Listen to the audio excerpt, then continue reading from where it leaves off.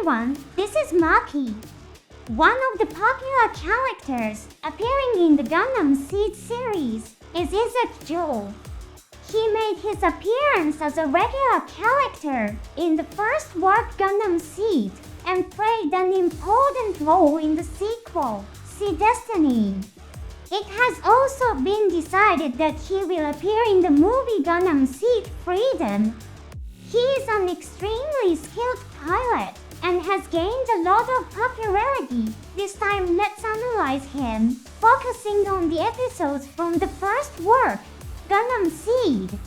In fact, he was originally supposed to lose his life in the first work and exit the story. The Japanese voice actor for Yzak, Tomokazu Seiki, responded in an interview as follows. Director Fukuda told me Yzak is really a villain. Please portray him as someone with a wicked heart. I was also told Yzak is meant to be a true villain, so please keep such acting in mind. Therefore, Mr. Seiki portrayed Yzak as a villain in the first half of the story. However, after witnessing the death of Nico Amalfi and seeing his grieving, he began to think that Yzak might actually be a kind person, and so his performance gradually changed. At the rock party, after the completion of the TV program, Mr. Fukuda said to Mr. Seiki, Yzak survived to the end because of your effort. In fact, the change in the plan for Yzak to exit the series after the first work was due to Mr. Seiki's performance. Mr. Fukuda also said in a later interview, I did not expect Yzak to become such a cool character. It was Mr. Seiki's performance that developed the character differently from the plan. While there are opinions that the popularity of the character among viewers influenced his fate, it was actually unrelated. You might have heard the saying that the voice actor's performance can breathe life into a character. Indeed, Yzak was given a soul and a tenacious life through Mr. Seiki's performance. Yzak's emotional transformation is depicted in the story. However, due to the time constraints of a television anime, the details of his inner turmoil were not fully explored. The Noyanan delves deeper into Yzak's shifting sentiments. The initial change occurs after Nico Amalfi is defeated Yzak, who usually flings heartless words like "coward" at Nico, is thrown into a furious rage. He is unsettled by the intensity of his own anger more than he had anticipated. Faced with the fact that a young boy of only 15 has lost his life, Yzak begins to feel a burgeoning disturbance towards the war itself. He directs his anger at Athran. Athran, quietly changing clothes, appears cold and heartless at first glance. However, upon witnessing Athran's profound grief, which is greater than he imagined, Yzak revises his thoughts. He reflects on his own misplaced emotions and strengthens his serious resolve towards the battle. This is the moment when Yzak, who had unilaterally seen Athran as an enemy, shifts his perspective on him. As the story progresses further, Athran and Dark are listed as missing in action. Yzak temporarily loses all his comrades. Then, speaking to Athran, who miraculously survives, Yzak says next time, I'll make you my subordinate, don't die until then. Athran is surprised to find that Yzak harbors passionate and warm feelings far beyond his expectations. In the first half of the story, Yzak had approached battles with a sense akin to scoring points in a game. Through many experiences, he learns and grows, coming to understand what war truly entails and the preciousness of his comrades' lives. The story then moves to a critical juncture. It is the moment when the Earth Alliance's Cyclops self-destruct operation is about to be executed. As Yzak is about to attack the Archangel, the Freedom Gundam appears before him. Regardless of friend or foe, the pilot of the Freedom informs everyone of the Earth Alliance's self-destruct plan and urges them to evacuate.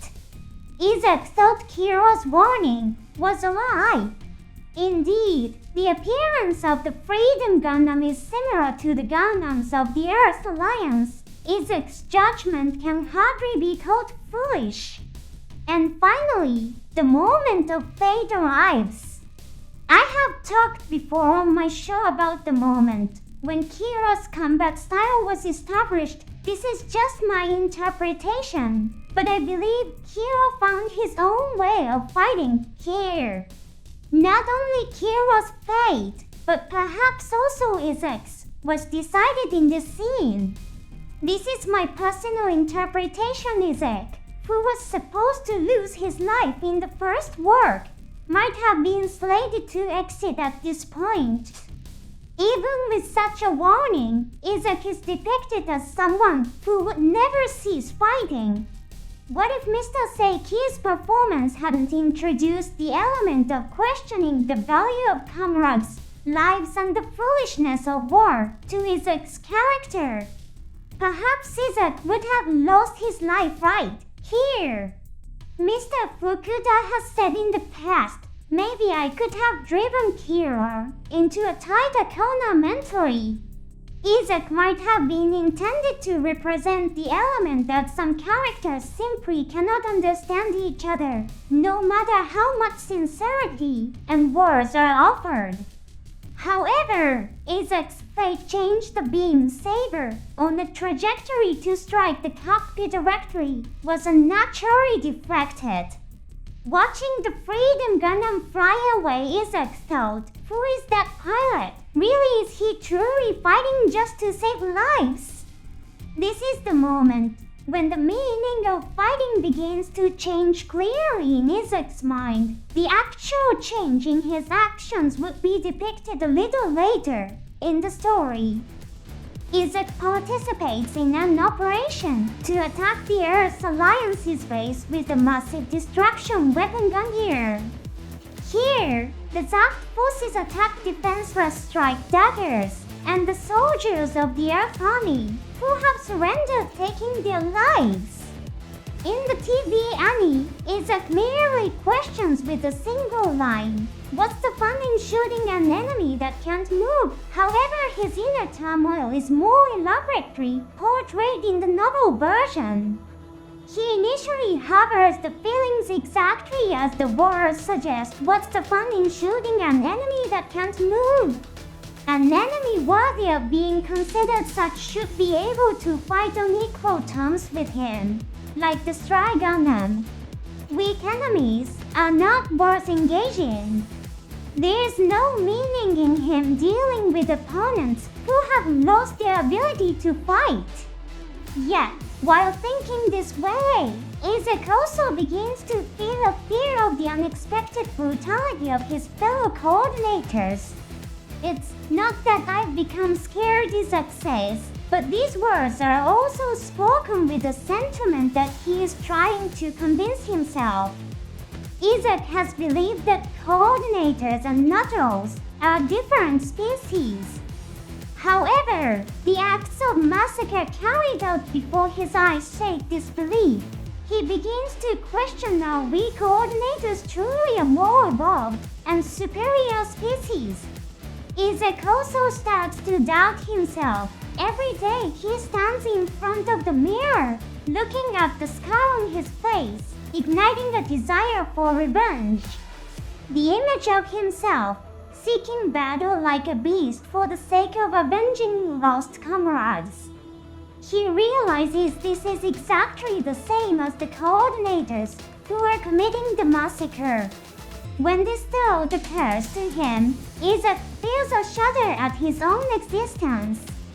Then he recalls the image of the Freedom Gundam trying to save lives, regardless of friend or foe, during the battle in Alaska. He thinks that pirate might possess a far more evolved spirit. Looking up at the Gundam, Yzak might have had an experience similar to Setsuna Sei from Gundam 00, who undergoes a significant change in life. Yzak also makes an appearance in the spin-off Stray series, where his emotional changes are depicted. This scene also portrays the factors that would culminate in his standout display against the Forbidden Gundam. In the battlefield set for the Gungear attack, Yzak and the duo Gundam engage in combat, with the Earth Alliance's ace pilot Jean Carey, who pilots the Long Dagger, an advanced model of the Strike Dagger. The Long Dagger is equipped with the Fortis Talon, developed from data acquired during the Archangel's engagement with the duo Gundam Assault Shroud. This equipment is almost identical to the Assault Shroud. There was one point, however, where the Fortis Talon differed from the Assault Shroud. It had an integrated mechanism that, when discarding the Fortis Talon, would emit a blinding light. Understanding that Yzak was a formidable opponent, Jean executes the Fortis Talon's discard. He launches an attack with two beam sabers. At the moment, the duo Gundam's movements are slowed by the intense flash. That's right, the attack Jean carries out at this time is the same one that Yzak later executes in the combat against the Forbidden Gundam. The Assault Shroud doesn't incorporate a blinding flash feature. However, Yzak generates a flash by blocking the enemy's beam attacks with his shield. Yzak's victory over the Forbidden Gundam was significantly influenced by his battle with Jean here. The Long Dagger, initiating an attack on the duo Gundam, suddenly ceases to function. The Zacht's Gungear has been activated. Jean braces for death. However, Yzak does not destroy the Long Dagger and instead leaves the scene. Seeing the duo Gundam, Jean remarks, "I felt that we could understand each other without fighting. I wanted to meet and talk with him." Even while harboring doubts about the war, Yzak never left the Zacht forces. Despite reuniting and conversing with Darker, he did not abandon his role as a soldier of Zacht. This was because Yzak had the will to protect his homeland plant. Yzak witnessed the attacks by Genesis, executed by Patrick Zar, with a heavy heart. Although he understood that it was necessary to protect his homeland, he could not deny his feelings that it was a terrifying act. The attacks, becoming increasingly excessive without limit, began to drive Yzak to despair. And finally, a nuclear missile force appears to attack plant. Yzak, along with his comrades, engages the enemy. However, one after another, Zacht's mobile suits are destroyed by the new Gundams.